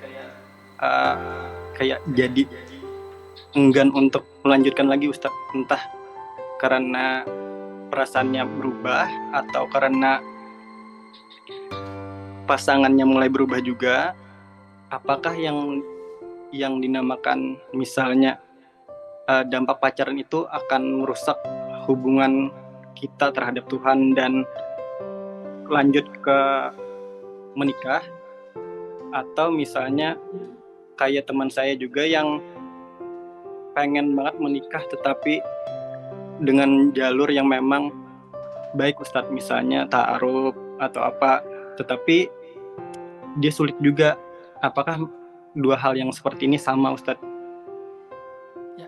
Oke. Ya. Ihsan, semua dosa itu pasti akan menghalangi jadi hijab antara kita dengan Allah. Semua dosa, bukan hanya pacaran aja ya. Semua dosa itu menjadi kalabal rona ala qulubihim. Dia jadi ron itu kayak hijab antara kita dengan Allah, kita dengan, ya kalau udah terhijab dengan Allah kan berarti terhijab dengan semua kebaikan. Cuman ada yang bisa terbuka lagi dengan istighfar, ada yang butuh perjuangan untuk membukanya karena dia udah dosa besar dan seterusnya. Tapi yang saya pengen ngasih tahu ke Ihsan dan teman-teman adalah pacaran setelah nikah itu sama indahnya kok, bahkan lebih indah daripada pacaran sebelum nikah. Jadi kalian gak usah khawatir, ada masanya kalian akan pacaran. Jangan berpikir, aduh mumpung masih muda ya kita nikmati dengan pacaran, nanti kalau udah tua nikah udah gak sempat lagi seru-seruan. Kata siapa? Dan lagian kenapa harus nikah setelah tua? Kenapa kalian gak serius fokus untuk mempersiapkan diri supaya cepat bisa nikah? Umur 22 bisa nikah? Kan itu udah pas banget tuh, gak muda terlalu kekanak-kanakan, gak juga ketuaan gitu kan. Jadi kayak udah mateng, udah siap, walaupun belum benar-benar di puncak karir. Biasanya di puncak karir itu 30-an ke atas. Tapi untuk menikmati kehidupan berdua itu udah sangat seru tuh. Di umur 21, 22, 23. Atau yang udah lewat 25, 27 juga gak apa-apa sih, selama belum 50 kali ya, masih ada sisi-sisi funnya gitu kan, ada sisi-sisi funnya. Toh 40 pun, saya 40 masih seneng jalan, nongkrong, ngopi, ke kafe bareng dengan istri. Jadi kayak yakinlah bahwa yang kalian cari itu kan seru-seruan ya dengan pacaran ya. Itu akan kalian dapatkan setelah menikah. Dan berkah gitu, jadi gak usah khawatir, aduh udah kelewat nih masa muda belum sempat pacaran, rugi banget hidup gue. Enggak, yakin deh, pacaran itu kan tentang bagaimana kamu menjalin hubungan. Waktunya kan bisa nanti, gak harus sekarang. Terus semasa muda tuh ngapain kalau misalnya kita suka sama seseorang? Boleh gak kita suka sama seseorang? Ya bukan boleh nggak bolehnya ya, kadang-kadang itu kan di luar kontrol kita ya. Betul. Ya udah cinta dalam diam aja, nggak usah terlalu diekspresikan gitu. Cinta dalam diam lama-lama nanti antara hilang atau dia ke distract sama yang kita lagi fokus, hobi misalnya atau karir misalnya atau pendidikan misalnya. Nggak gampang memang, tapi saya pernah ngalamin pacaran setelah nikah dan kata saya mah, ngapain pacaran sebelum nikah kalau setelah nikah juga bisa seseru ini gitu. Gitu tuh Ihsan. Masya Allah, tabarakallah ya. Tapi tadi kata Ihsan ada juga yang ta'aruf terus nggak langgeng gitu. Iya, terus kayak kok maksudnya nggak berjalan dengan baik gitu. Tapi kan yang langgeng dan seru lebih banyak. Nah itu dia, itu Jadi nggak bisa dijadikan tolak ukur. betul. Kemarin ada tuh teman kita yang ikut acara sharing time di Bandung. Iya, Masih pengantin baru, saya lupa namanya, Nisa ya kalau nggak salah ya. Nisa ya. iya, Itu kan baru nikah kan. iya. Baru nikah mereka tuh kayak saya ngelihat di IG-nya tuh aduh seru banget ya nih pengantin baru keren ya gitu kan. Nah ini harus jadi contoh buat anak-anak muda. Walaupun gak harus selalu jalan-jalan ke luar negeri juga sih. Ya bagi yang punya rezeki jalan ke luar negeri mangga. Yang belum jalan, kan Indonesia indah banget. Orang dari luar negeri aja ke sini. Betul. Kita malah mikirin ke luar negeri, kan di sini juga bisa menikmati gitu. Luar biasa ya buat yang pacaran bertaubat. Ya, maksudnya kayak ada Ya, nasihat nih yang mungkin dia pacaran karena takut kehilangan keseruan masa muda. Iya Padahal enggak sih kata saya, enggak kehilangan. saya banget tuh Ustadz 22 tahun menikah. Istri saya. Sayanya 10 tahun lebih tua. Aku 23 tahun Kak Bun. Iya, Masya Allah. Nah, 23 tahun tuh masih seru, kita naik kereta api yang di tengah kota Kairo tuh. Iya, tram. Tram ya, naik tram berdua, pergi ke Sungai Nil, karena mungkin kita bukan keluar negeri, kita emang tinggal di luar negeri ya. Bukan karena kaya jalan-jalan ke luar negeri, jadi bulan madunya gini-gini, bulan madunya di Itu Kairo. kalau dulu ada reels seru loh Ustadz ya. Iya, Di rekam gitu ya. Dia kuliah, aku main. Dia kan S2 gitu kan, aku nganterin main, terus dia Masya turun, Allah. aku lanjutin jalan-jalan, foto-foto, nongkrong-nongkrong, ngopi kok gini, ngopi, ngopi gitu. salah nih, kok ngopi gini sih, ngopi gini. Ketahuan deh. Ketahuan deh. Gitu. Oke, luar biasa ya, Masya Allah. Semoga terjawab ya. Pokoknya intinya dengerin aja nasihat dari UHA. Itu juga nasihatnya dari Allah dan Rasul ya UHA ya. Dan pastinya itu sampai buat kita semua ya. Kita akan moving ini sebelum ke Zoom ya. Ini mau nyapa juga buat teman-teman yang ada di live YouTube yang eksklusif. Yang pastinya ini sangat-sangat private juga. Ini dari live chat YouTube udah ada satu pertanyaan ya yang sangat luar biasa juga, ini buat UHA dari Pratiwi Oktaviani. Ini Ustadz ya UHA. Ini apakah anak perempuan yang broken home besar kemungkinan sulit untuk punya pernikahan yang langgeng karena selalu di bawah bayang-bayang trauma? Gak perlu dibaca sampai tuntas pun saya jamin nggak terbukti karena saya kenal banyak banget dan langgeng kok gitu. Enggak ya Ustadz ya? Enggak sama sekali, enggak sama sekali. Kalau masih kayak bayang-bayang Masa aku harus bilang itu kan pengalaman pribadi? Enggak usah lah, pokoknya banyak gitu kan. Banyak. Itunya apa? Kalau masih misalnya ini Pratiwi masih ada kayak trauma, bayang-bayang yang itu gimana ya? Itu aku kasih tahu deh buktinya. Umi itu istri saya tuh, qadarullah orang tuanya nggak utuh. Ketika beliau masih playgroup, bukan TK loh, playgroup udah divorce kan. Akhirnya Umi tinggal di pondok pesantren yang sangat sederhana, sangat sederhana. Bukan pondok pesantren, rumah kiai yang dijadikan pondok. Dengan anak-anak kecil yang yatim-yatim banyak gitu kan. Udah ngalamin kehidupan kayak gitu dari kecil sampai dewasa. Alhamdulillah pernikahan kita udah 17 tahun. Kan gak terbukti berarti. Dan ada yang saya kenal lain juga yang kayak gitu. Dan alhamdulillah pada bertahan. Jadi jangan sampai kita terdoktrin lah. Jadi kayak muncul rasa parno sendiri secara alam bawah sadar. Enggak lah, saya sebagai buktinya saya ngalamin sendiri gitu. Enggak. Atau ada yang bilang gini dulu waktu saya mau nikah sama Umi itu. Apa UHA? Dihitung-hitung tanggal lahir saya, nama saya sama Umi itu nggak akan bisa bertahan lebih dari 1 tahun pernikahannya. Nggak cocok secara hitung-hitungan kuno. Kan saya orangnya jangan ditantang ya, malah keambil gitu kan. Jadi alhamdulillah udah lewat setahun, bukan lewat setahun lagi, lewat 10 tahun, 17 tahun gitu kan. Ya mana buktinya? Jadi bukan itu sih yang menentukan langgeng tidak langgengnya kita, komunikasi kita, hati kita, cinta kita dan seterusnya, banyak faktor lah ya. Jadi bukan karena siapa orang tua kita, gimana keadaan orang tua kita, ya enggak juga gitu. Dan itu kondisi Umi waktu kecil itu juga enggak baik-baik aja. Kebayang enggak sih anak bayi umur 3 tahun ditaruh di rumah orang, kiai sih. Terus kayak enggak ngerasain, kalau masih di rumah kan mungkin ngerasain salah satunya ya, ibu misalnya. Ini dua-duanya enggak ngerasain. Terus dijenguknya hanya boleh sebulan sekali, gantian. Berarti kan 2 bulan sekali ketemu salah satunya.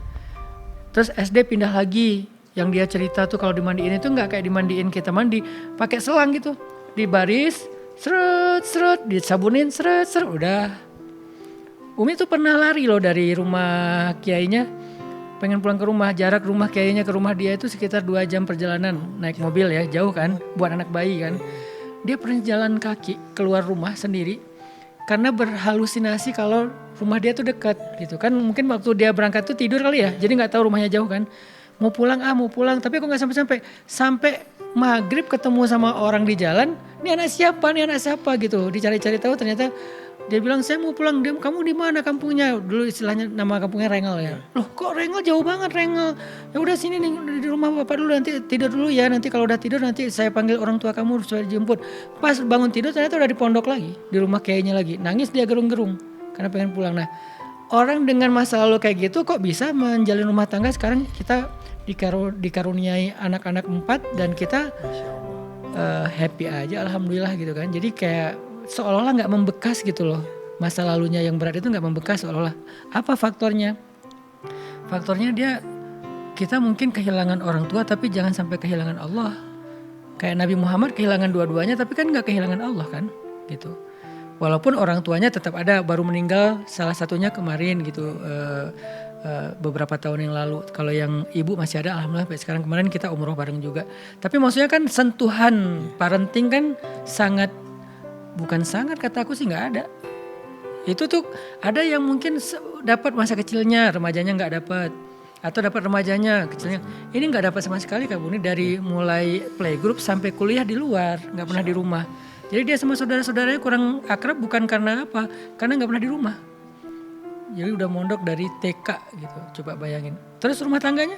Alhamdulillah. Saya ngerasa ada dampak-dampak dari perceraian orang tua nggak ke hubungan saya dengan Umi? Enggak, saya nggak membaca itu sama sekali. Jadi nggak ada bekas-bekas broken home, luka pengasuhan, itu aku nggak ngerasain ada di itu pada diri Umi. Bukan akunya hebat ya, dianya hebat. Berarti dia punya sesuatu, ya mungkin lain kali ikut aja sharing bareng Umi kali ya, yang Ladies Day gitu ya, biar dia cerita. Ini for the first time loh ya aku buka sedikit kartunya, kan ini bukan aib ya, lebih ke pengalaman hidup. Gimana dia bisa survive dari perjuangan kayak gitu. Masya Allah, luar biasa. Dan aku juga melihat sekarang sosok Bunda Umi Han itu luar biasa sebagai seorang pribadi Ustaz ya. Jadi mentor juga banyak ladies, jadi sosok ustazah yang keren juga ternyata. Wah, Masya Allahnya, wah aku speechless sih, baru tahu juga. Ya bisa juga saya cerita tentang Taein gitu ya, istri kedua saya. Taein tuh juga mengalami sama kondisi rumah tangga orang tuanya atau ibu bapaknya juga kayak gitu. Tapi kok nggak berbekas gitu, sehingga kita sekarang udah 10 tahun nggak ada masalah kan, udah 10 tahun menikah nggak ada masalah alhamdulillah. Kok bisa? Berarti kan ada 2 orang yang saya ngelihat sendiri nih dengan masa lalunya yang sama, tapi yang satu udah 17 tahun, yang satu udah 10 tahun. So kenapa ada yang menyimpulkan luka broken home itu mempengaruhi? Enggak. Jadi teman-teman tetap semangat. Hidup kalian di tangan kalian, bukan di masa lalu kalian. Masya Allah ya, buat Kak Pratiwi mungkin nanti pengen lebih deep lagi, pengen lebih maksimal mungkin ya. Nanti bisa ikut aja, boleh di pojok cerita nanti di tanggal 26 Januari. Bisa lebih ini dikeluarin. Bisa rilis betul, bisa rilis ya. Kalau di sini malah di lagi mau curhat, enggak ada. Kali kan terbatas, ya terbatas, kan terus beda metode Kalau aku metodenya udahlah ini Semangat, ada ini nih, ya. semangat ayo semua ini. Memotivasi kalau di sini. Kalau yang di pojok cerita, kita namanya juga cerita kan, kita bisa cerita. Betul. Dan itu Silahkan ya. Jadi buat Kak Pratwi ini bisa join pojok cerita atau sharing circle ya. Dan juga nanti bisa rilis atau mungkin bisa ikutan itu Forest Camp di tanggal 10 dan 11 Februari 2024. Oke. Semangat buat semuanya yang luar biasa sekali hari ini. Kita akan langsung menuju ke Zoom lagi Gurunda ya, Wah ya. Ini kita akan langsung yang raise hand banyak banget. Dari mana ya? Yang ayo siapa yang mau berinteraksi? Wah udah ada pilihan kah? Atau mau dari Sumatera? dari timur dulu. Dari timur, oke paling timur. Bismillah, Bismillah paling timur, Kalimantan Barat paling timur,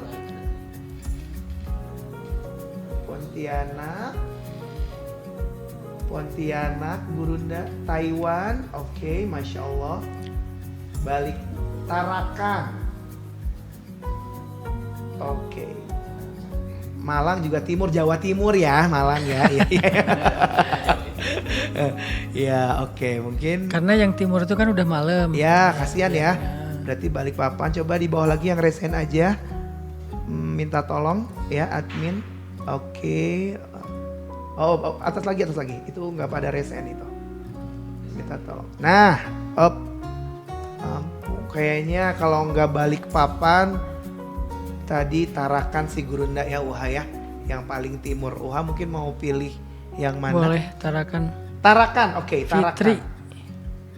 Fitri ya? Ya, Kak Fitri dari Tarakan, selamat malam. Kalimantan Utara ya. Halo Kak Fitri, boleh di unmute dulu itu? Nah, terima kasih. Selamat malam Kak Fitri. Ya, selamat malam Kak. Silakan nanya ke Uha. Ya, mohon maaf permisi. Ustadz mau tanya.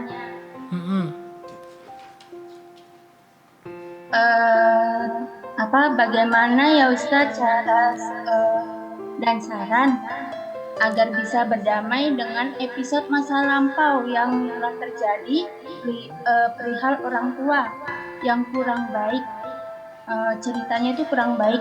Kalau untuk memaafkan itu sudah, tetapi kalau rasa damai itu kadang muncul, kadang juga hilang, kadang timbul lagi.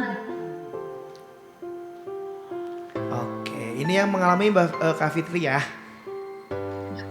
Iya, oke. Jadi dia ngalamin hubungan sama masa lalu sama orang tua kayak kurang mengenakan, tapi sebenarnya sudah memaafkan, cuman kayak terbayang lagi, pengen rilis, pengen damai aja gitu, Gurunda Wah. Kita nggak tahu masalah persisnya ya, Detailnya ya. Ya detailnya, karena ada hal yang kadang-kadang emang bisa ditolerir. Ya. Tapi kan ada hal yang, karena kita juga nampung beberapa pasien yang memang punya masa lalu luka yang luar biasa ya. Itu kan butuh waktu kan untuk bisa sembuh. Mungkin sementara ini Mbak Fitri ya. Mbak Fitri fokus dulu dengan dirinya. Jangan dulu fokus tentang orang lain dulu. Coba fokus dengan diri Mbak Fitri. Kadang-kadang masalahnya itu bukan di luar tapi di kita. Kitanya tuh belum kuat, kitanya itu masih ada ego yang besar, kita itu masih rapuh misalnya. Kerapuhan kita itu kan bukan karena masalah, kerapuhan itu kan karena daya tahan kita ya. Nah jadi coba Mbak Fitri fokus kepada diri Mbak Fitri, amal solehnya dikuatin, tilawahnya dibanyakin, zikirnya dibanyakin. Nanti ketika Mbak Fitri udah melalui fase itu, zikirnya udah banyak segala macam, riyadhahnya lah kalau dalam bahasa tasawuf ya. Riyadhahnya udah banyak, ada kalanya Mbak Fitri itu ngelihat masalah, kalau dalam hal ini adalah masa lalu dengan orang tua, udah bukan masalah lagi gitu. Jadi coba fokus ke diri sendiri dulu. Aku tuh kok orangnya ego ya, jadi kayak egonya tuh tinggi, susah mengakui kesalahan, atau kayak kalau disentil bab egonya itu berat gitu rasanya. Coba itu dulu diberesin dengan riyadhah tadi, dengan mulai banyak tafakur, dengan mulai memahami tentang apa sih tujuan kita diciptakan segala macam. Itu akan membuat Mbak Fitri sampai di satu level yang Mbak Fitri itu akan lebih tangguh secara kejiwaan. Ketangguhan itulah yang nanti akan menjadi penentu gimana sikap Mbak Fitri terhadap masa lalu atau terhadap orang tua. Akan lebih kuatkah, lebih mudahkah, atau justru masih sama kayak kemarin. Itu tergantung Mbak Fitrinya. Jadi untuk sementara fokus ke diri sendiri dulu aja. Masya Allah ya. Ada orang kan kalau lagi ada masalah kayak gitu tuh berharap orang yang berubah ya. Iya. Kalau kita berharap orang yang berubah, itu tuh kayak apa? Berharap sesuatu yang di luar jangkauan kita. La yukallifullahu nafsan illa wus'aha. Allah tuh nggak membebankan kita sesuatu yang di luar kemampuan kita. Ya udah, yang kita mampu apa? Yang kita mampu kan diri kita kan. Ya udah diri kita aja kita fokus. Masya Allah, mungkin ya tadi kalau Kak Vita juga sibuk dengan riyadhah, beberapa juga kayak lupa, bukan lupa sih, Ya. kayak teralihkan ya, Gurunda ya. Ya. Mungkin bisa juga ya. Oke, luar biasa. Kita lanjutkan kembali ya. Kita akan memilih, ini ada yang dari Sulawesi, Gurunda bagaimana? Atau Boleh. mau dari Sulawesi boleh. Sulawesi ya, Makassar tadi saya lihat. Nah, dari Makassar, Kak siapa namanya? Sebentar. Tadi aku lihat ada yang dari Makassar. Makassar boleh. Ini paling timur dulu ya sebentar, Masya Allah. Siapa namanya tadi?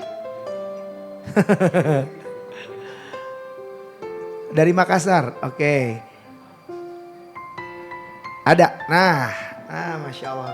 Kak Reva dari Makassar, Sulawesi Selatan, silakan Kak Reva, selamat malam. Baik, selamat malam. Assalamualaikum Ustaz. Waalaikumsalam warahmatullahi wabarakatuh. Silakan Izin Kak Reva. bertanya. Iya, baik. Jadi sebelumnya saya sedikit curhat ya Ustaz. Saya pernah melakukan hal buruk di masa lalu. Kedengeran nggak Ustaz? Kedengeran. Baik. Jadi tapi kejadian itu terus menerus diungkit sama orang-orang sekitar. Mau berusaha bertobat juga kan lebih baik dari ada dorongan dari lingkungan sekitar ya. Kalau dari keluarga, orang tua saja susah buat nerima kita lagi. Gimana sih Ustaz? Ya, pertanyaannya? Mungkin pertanyaannya gimana cara kita tetap istiqomah walaupun lingkungan sekitar kita terus mengungkit atau menjatuhkan kita terhadap kisah masa lalu kita.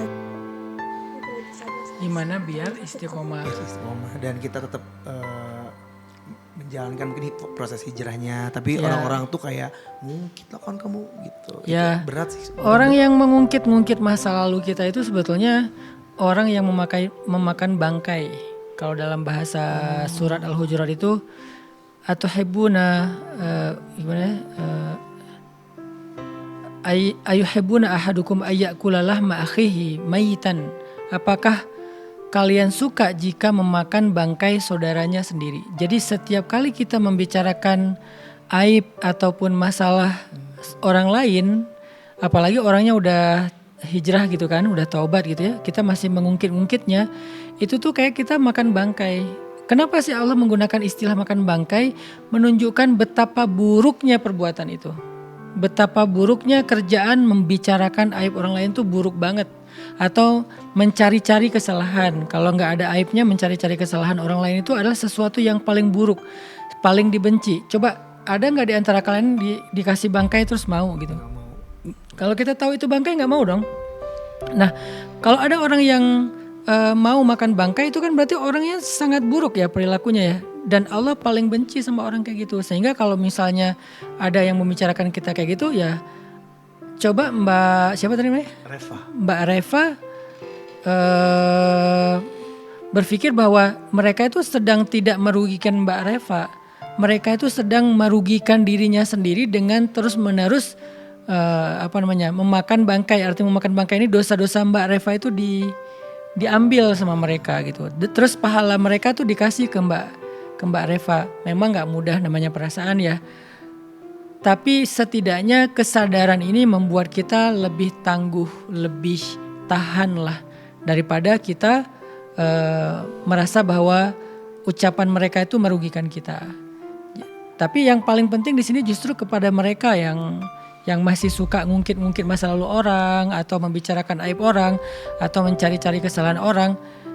Kalian tuh tahu nggak sih Allah benci banget sama kalian? Kalian tuh masih makan bangkai. Oh, kalau kalian nggak peduli ya udah, berarti kalian akan menjalani hidup yang penuh dengan kebencian Allah dan itu nggak akan berkah sama sekali. Hati-hati dengan kata Nabi itu 2 dosa yang Allah paling nggak suka. Satu adalah ghibah, yang kedua adalah mengadu domba. Jadi ketika kalian membicarakan aib orang itu, kalian itu sebetulnya menjadi orang yang sedang dalam keadaan dibenci sama Allah. Apapun yang kalian lakukan itu nggak akan jadi kebaikan. Buat Mbak Reva sendiri, Mbak itu nggak dirugikan oleh ucapan mereka. Justru Mbak itu diuntungkan dengan dosa Mbak itu diambil sama mereka, pahala mereka diberikan kepada Mbak Reva gitu Mbak. Masya Allah ya, semangat ya Mbak Reva ya. At least mungkin ini sebagai penguat bahwa dosa-dosanya Mbak Reva tuh kayak diampuni sama Allah ya. Atau nggak mungkin beralih gitu ya. Betul. Jadinya Masya Allah, semangat Mbak Reva ya. Ini emang agak-agak ujian yang luar biasa Ustadz kalau dari teman-teman yang mungkin yang dulunya bagaimana hijrah terus memang ujiannya itu berat banget. Jangankan orang yang berhijrah, orang yang udah bener aja kan pasti ada musuhnya ya. Ada orang yang gak sukanya kan. Ya kita hidup di tengah-tengah manusia. Manusia itu salah satu kelemahannya itu adalah mereka itu suka merasa paling benar. Itu manusia. Abu Jahal kan kayak gitu, Abu Lahab kayak gitu, dan orang-orang yang mengikuti langkah mereka lah. Ketika kita hidup di tengah manusia yang merasa paling benar, paling suci, paling bersih, ya itulah konsekuensi seorang mukmin kayak gitu. Masya Allah ya. Ini gak kerasa udah pukul 9 malam, ini terakhir, tapi gak tahu ya kalau misalnya UHA mau nambah nanti tergantung kebijakan. Kita kasih 2 kesempatan lagi kamu. Jadi 3 lagi. 2 orang lagi. 2 orang lagi ya. Oke. Ada 2 orang lagi berarti ini ya sebelum kita mengakhiri kata UHA episode yang ke-7, kita akan pilih dari Zoom yang paling ekspresif. Coba lihat siapa? Aku. Kayaknya Sumatera deh. Sumatera, Palembang, Pekanbaru. Boleh. Yang mana Gurunda? Itu yang gini. Yang gini. Sari Rahmatullah ya, yang udah ada koreonya gitu ya. Ini kamu gimana lagi demi TikTok kan? Supaya dilihat gini-gini gitu. Ya. Silakan Sari Rahmatullah dari Palembang. Ya, oke. Selamat malam Kak Sari. Selamat malam Kak Buni, Ustadz Hanan. Silahkan. Malam. Baik, terima kasih sudah memberikan kesempatan. Jadi begini Ustadz, mau cerita sedikit. Kan ibu saya ini punya banyak saudaranya dan juga dari almarhum ayah saya. Tapi ibu saya ini nggak tahu kenapa dia itu selalu baik banget sama orang sampai dia itu sering dimanfaatin gitu Ustaz. Sering dimanfaatin, diomongin juga diem aja gitu. Dan saya sebagai anaknya itu benar-benar nggak terima Ustaz, rasain sakitnya gitu. Nah jadi bagaimana Ustaz saya sebagai anaknya biar bisa tidak ikut merasakan sakit tersebut dan bisa selapang ibu saya begitu, Ustaz. Masya Allah. Masya Ini ibunya Allah, soleha banget iya. ya. Beruntung Mbak banget. siapa tadi Mbak namanya? Sari. Mbak Sari. Iya. Ibunya soleha banget. Masya Allah. Tapi malah dimanfaatin orang. Saya kalau jadi anaknya juga gregetan sih. Bukan anaknya aja juga udah gregetan banget Ya ya. serba salah ya. Kita jadi orang baik dimanfaatin. Iya, Uha. Jadi orang jahat kan nggak boleh kan? Iya. Gimana tuh, Uha? Mama saya juga tuh, mama ya jangan baik-baik sama biasa. Maaf. Ini curhat, Kadang maaf ya. kita malah dimanfaatin orang-orang Iya, yang punya kepentingan. Tuh. Kayak gitu. Mama Gimana tuh- ya? Ini beliau minta Nanya ke saya. nasihatnya Karena kalau dari- saya jadi beliau juga marah sama, bukan marah, lebih sebel Ya, gitu sama kesel orangnya ya, gitu kan. sebel. Saya juga sama nih Sebel ya. sama orangnya kok manfaatin kebaikan kita gitu. Atau mungkin yang untuk menguatkan deh Uha gitu ya sebagai. Memang karena kan dia Enggak. nggak Takutnya ada juga. kita malah kayak menghalangi ibu jadi orang baik kan. tidak boleh juga Uha ya. Ya diomongin aja lah. Misalnya contohnya gini, ibu tuh suka bantuin orang, Ya. tapi orangnya tuh jadi kayak nuntut terus Iya, gitu. jadi kayak keenakan gitu Keenakan ya. terus jadi nuntut gitu kan. Kok bulan ini nggak dibayar, nggak dibantu, nggak dikirimin misalnya atau apa. Atau kadang-kadang kita gini, berbuat baik sama orang kasih mengalah sedikit tanah kita dipakai buat pagar dia mungkin Misalnya atau orangnya parkir depan rumah misalnya nggak kita ramein lah, besok-besok malah nambah 2 mobil parkir depan rumah atau tanah kita jadi makin kegusur gitu kan. Itu kan nggak bisa didiamin juga Kak Buni, memang harus diomongin gitu. Makanya diomonginnya bukan sekedar ke ibu, mungkin ibu bagian good cup-nya lah. Iya. Kita mau nggak mau ya harus kuat jadi bad cup-nya Ya. untuk ngimbangin. Ya, jadi kayak kalau ada yang mau manfaatin ya kita kasih tahu yang nggak bisa gitu. Ini kan tanah saya misalnya kalau konteksnya tadi, atau ini di depan rumah nggak boleh dipakai parkir misalnya atau apa. Ya kita ngimbangin aja. Takutnya kalau misalnya kita ngasih tahu ke ibu nanti ibunya sedih. Karena Nggak apa-apa ibunya ya, Uha, udah berusaha jadi baik malah sedih. Walaupun kita bisa ngomongin baik-baik sama ibu, tapi ketika itu terjadi kayaknya kita harus ngimbangin deh. Kita yang jadi bagian yang lebih realistisnya lah. Kalau ibu mungkin terlalu baik, kurang realistis gitu. Oh, jadi ya mungkin buat Kak Sari juga bisa itu ya ngobrol sama ibu ataupun ngobrol sama yang memanfaatkannya ya nggak apa-apa sih, tapi mungkin ibu juga jangan tahu ya Uha ya. Ya. Menjaga hati ibu juga gitu.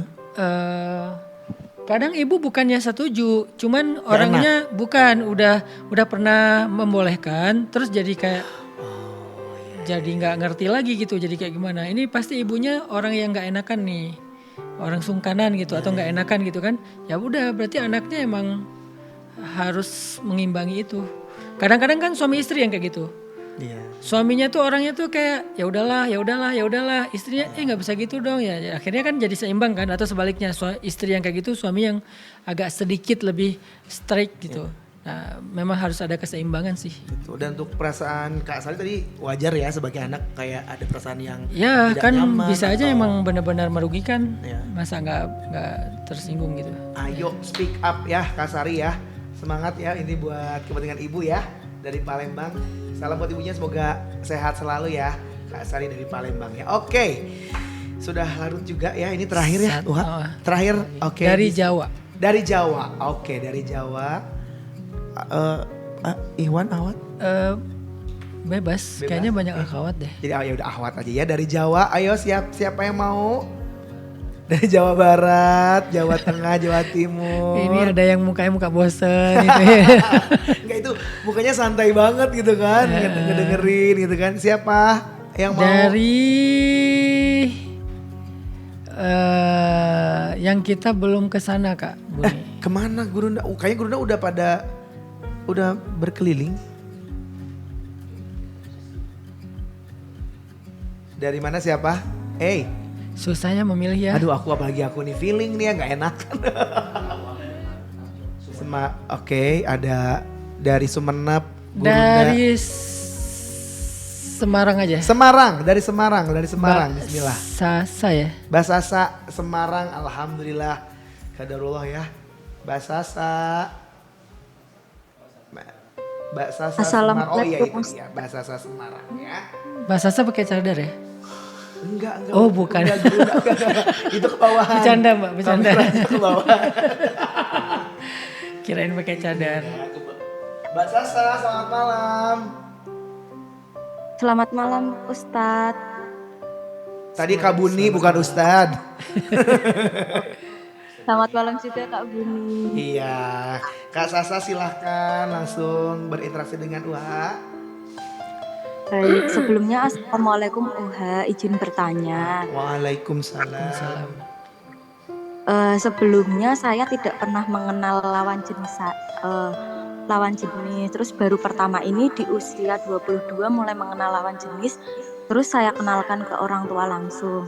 Tetapi karena dia termasuk keluarga yang kayak memikul ekonomi yang banyak, setiap kita mau ke hubungan yang serius, mau nabung tuh ada-ada aja, kayak laptopnya kehilangan, uangnya gitu. Tapi di sisi lain saya sudah kayak gimana ya, ada masa depan apa enggak ke dia. Terus saya bingung Ustadz, saya harus gimana ya Ustadz, harus dia itu serius atau enggak gitu loh Ustadz. Terima kasih. Jadi dia udah nyiapin. Iya, udah deket sama seorang laki-laki serius. Ya. Dia kan sama orang tuanya Mbak Sasa. Cuman kan si laki-laki itu dia penanggung beban. Jadi kayak terus banyak yang terjadi lah, kayak misalnya uangnya kenapa, atau kejadian yang mau jadi kamu berjalan ke yang serius tuh kayak ada aja gitu ujiannya. Gitu ya Mbak Sasa ya? Benar. Kok saya tahu ya? Apakah Anda? Ya, tadi. Jadi Mbak Sasa kayak mulai agak ragu gitu. Jadi agak ragu Mbak Sasanya. Iya. Terus Apakah kayak dia serius atau yang gimana mau gitu? seriusnya tuh udah nggak ada omongan lagi gitu loh Ustadz. Jadinya saya sebagai cewek kan nggak mungkin tanya terus gitu kan. Iya. Oke. Selama ini menjalani hubungannya gimana Mbak Sasa? Intens atau sesekali aja? Kita LDR sih Ustadz, dari Bogor Oh. ke Semarang. Terus juga ini udah 10 hari nggak chattingan gitu. Oh biasanya chattingan setiap hari ya? Ya paling sekedar tukar info aja sih, Iya. kayak lagi gitu, sharing biasa. Oke, jadi kayak tukeran info kalau rencana kedepannya seperti apa gitu ya? Iya. Iya, oke. Ini walaupun ini bukan tentang luka batin ya. Iya. Kayaknya tadi nggak ada luka batin. Nggak ada yang nanya luka batin. Semuanya tentang hubungan ya. Kita aja yang mengeluarkan luka batin kita. Wah, ya. Tapi Nggak apa-apa, mereka apa. tentang hubungan ya. Tentang hubungan. Ini ya kesempatan aja nak curhat Ya sama kan UA gitu. kalau ada kesalahpahaman kan kata Allah fatabayyanu, tabayyun. Tabayun. Tabayyun itu artinya mencari penjelasan. Ya. Jadi jangan sama-sama main telepati. Kalau main telepati nanti sering salahnya kan. Atau mencoba untuk kayak menerka-nerka, menebak-nebak, menafsirkan sendiri. Kayaknya dia nggak serius deh. Kayaknya dia udah nggak ingin sama aku lagi deh. Kan itu tafsiran-tafsiran kan. Bisa jadi itu munculnya dari waswasa syaitan, waswasa dari setan. Ya udah lebih jelas lagi. Fatabayyanu kata Allah, tabayun aja, tanya aja, nggak apa-apa. Gimana nih kita gitu. Kalau sekadar tabayun sih saya kira nggak ada laki-laki perempuan sama aja. Nggak usah ngerasa bahwa perempuan kan harusnya ditanya duluan gitu. Nggak apa-apa sih. Beda kalau misalnya tentang menyatakan perasaan, mungkin itu laki-laki duluan. Tapi kalau udah sama-sama pernah menyatakan perasaan, kan harus komunikasi gitu. Jadi Mbak Sasa tinggal tanya aja Mbak, ngobrol baik-baik. Kalau nanti dia beralasan, oh aku lagi belum ini sekarang belum siap, banyak tuntutan atau banyak beban gitu ya. Oh ya, terus gimana kelanjutannya nih gitu. Karena ya masing-masing menyampaikan, namanya curhat kan. Aku kayaknya nggak bisa lama-lama, aku kayaknya pengen halal, nggak enak juga kalau kayak gini atau apalah bahasa-bahasanya. Tabayun Mbak intinya. Kunci dari komunikasi itu adalah tabayun. Jangan pernah komunikasi dengan telepati atau dengan zon, prasangka. Zon itu inna ba'dadh-dhanni itsm. Zon itu sebagian besarnya adalah salah atau dosa malah gitu. Jadi daripada terjerumus kepada zon, mending Mbak Sasa udah aja tabayun gitu. Ini berlaku buat semuanya, ke orang tua, ke teman, ke sahabat ya, ke pasangan. Ya, komunikasi apalagi ya, dan pasangan kan. apalagi pasangan ya. Oke ya, semangat ya Mbak Sasa ya. Ini kalau boleh disimpulkan nampaknya alhamdulillah ya yang nanya luka batinnya nggak terlalu kelihatan, tapi ada juga sih beberapa ya. Ini ada yang nanya, ini boleh nggak Sab? Boleh. Gimana memaafkan suami yang selingkuh? Oh yang di chat. Ya. Yang ini apa? Yang bawah. Ini Berarti YouTube, dari YouTube ya. Ini ada mungkin gimana memaafkan. Oh iya. Suami yang selingkuh. Yang Itu kan ada hubungannya dengan luka batin. Betul. Nah ini dia nih. Balik lagi ke cerita tadi tentang memaafkan. Memaafkan itu ada kondisinya Mbak. Nggak semua dosa itu kita bicaranya tentang memaafkan. Tetapi tentang keseriusan untuk bertaubat atau berubah. Nah kalau misalnya orangnya mau berubah, Allah kan maha pemaaf. Tapi jangan kalau orangnya nggak mau berubah, orangnya malah bawa penyakit ke rumah. Kan sekarang ada banyak yang istri-istri kena HIV itu karena suaminya jajan kan. Nah kalau orangnya nggak berubah, kita nggak bicara tentang maaf. Kita bicara tentang gimana nih memperlakukan suami atau istri yang melakukan dosa di luar dan dia belum berubah. Sehingga membawa masalah dan penyakit ke dalam rumah. Tergantung gimana ininya, pasangannya. Jadi nggak selalu bicara tentang, aduh pengen memaafkan, orangnya nggak mau berubah. Jadi lihat dulu masalahnya. Tapi kalau orangnya mau berubah Mbak, orangnya mau memperbaiki diri, kita lihat gimana seriusnya dia memperbaiki diri. Balik lagi ke ayat yang tadi. Kalau kita maafin orang, Allah akan maafin kita. Gitu. Jadi lihat kondisi juga. Masya Allah, tabarakallah ya, ini mungkin belum tuntas ya, karena kan ini juga dari ratusan peserta, kita juga harus memilih berapa dan pastinya juga ini waktunya juga sangat-sangat terbatas ya. Betul. Ini Gurunda, tapi ini terakhir nih aku ada sedikit cerita atau insight ya. Jadi ada kemarin di Sharing Time Bandung ya, ini buat Tuhasi terutama. Ada salah satu peserta, dia tuh abis pulang minum-minum. Wah. Jadi keadaannya tuh masih kayak mabuk lah ya. Tapi tiba-tiba dia tuh kayak ngelihat beberapa ahwat gitu yang naik motor, dia ikutin. Ternyata ahwat itu mau ikutan sharing time. Tiba-tiba dia masuk aja ke venue itu, masuk aja dia ya, masuk terus akhirnya ikut dan dia memang belum ada HTM-nya kan. Yeah. Tapi dia singkat cerita bisa masuk aja dan ikut kajian UHA. Dia merasa bersalah. Maaf katanya saya masuk tanpa beli tiket, tanpa izin, tapi akhirnya dia mendapatkan hidayah di sana. Dan satu hal, dia tuh asalnya tuh hari itu dia mau bunuh diri, Masya akhirnya Allah. dia nggak jadi karena ya alhamdulillah dapat jalan hidayahnya dari Ini laki-laki? Laki-laki dari UHA. Kemudian dia nulis gitu, dia dapat notesnya dari itu, saya masih simpan notesnya, nanti mungkin bisa baca langsung ya. Akhirnya dia kayak kalau wallahi demi Allah saya katanya hadir, saya pakai celana ini, jaket ini, baju ini di acara kemarin, terus pengen ucapin makasih sama. Jadi dia ngasih tahu itu setelah acara ya? Selesai, dia ngasih kayak buku notesnya itu kan. Dia pengen ucapin makasih buat Tuhan sebagai jalan. Alhamdulillah. Itu sehingga dia nggak jadi bunuh diri dan akhirnya mungkin next dia nanti mau datang mau beli tiket katanya gitu. Datang lagi ya nanti ya. Mungkin sekarang dia lagi ikut Mungkin kali ya. bergabung ya, pokoknya buat siapapun kamu ya. Semangat ya, ternyata jalan Allah tuh masih baik, maha baik. Dan ini terakhir mungkin dia tuh bilang, apakah ini karena ibu saya rajin tahajud katanya akhirnya. Ya pasti. Tirakat namanya. Tirakat itu amalan yang dilakukan oleh orang tua diniatkan buat anak. Nah itu ngaruh banget tuh. Mungkin salah satunya itu. Sisi lainnya mungkin dia pernah menolong orang ya, sehingga Allah tolong dia di detik-detik dia sedang rapuh gitu. Bisa faktor banyak. Alhamdulillah, jadi nggak usah putus asa, masih harus semangat ya apapun itu ya keadaan kita ya hari ini. Selamat untuk semuanya ya, semangat untuk pastinya membasuh luka batin masing-masing. Tadi udah dari awal kita udah dapat jawabannya ya, terapinya dengan Al-Quran, tinggal kita mempraktekkannya aja ya, mengamalkannya secara berkelanjutan. Ini terakhir ada closing statement mungkin di yang ketujuh ini. Intinya gimana cara kita mengobati luka batin? Apakah karena ada juga yang nanya karena kehilangan orang tua, kehilangan ayah, luka batin kehilangan pasangan, kehilangan anak, luka batin karena disakiti, dikhianati, luka batin karena gagal dengan sebuah rencana atau hubungan atau cita-cita dan segala macam. Gimana ya membasuh luka-luka batin yang udah terlanjur menjadi luka di hati kita? Kalau mau ideal nih ya, coba teman-teman mulai bangun dulu kesadaran bahwa tidak ada luka yang terjadi dalam hidup kita kecuali itu adalah takdir Allah. Dan Allah tidak mentakdirkan sesuatu dalam hidup kita kecuali untuk kebaikan kita. Di situ kita mulai ada semacam penerimaan. Oh ya udah, ayah saya wafat, takdir Allah. Saya kehilangan seseorang, takdir Allah. Saya hubungannya tidak berjalan mulus, takdir Allah. Saya gagal dalam sebuah rencana, takdir Allah.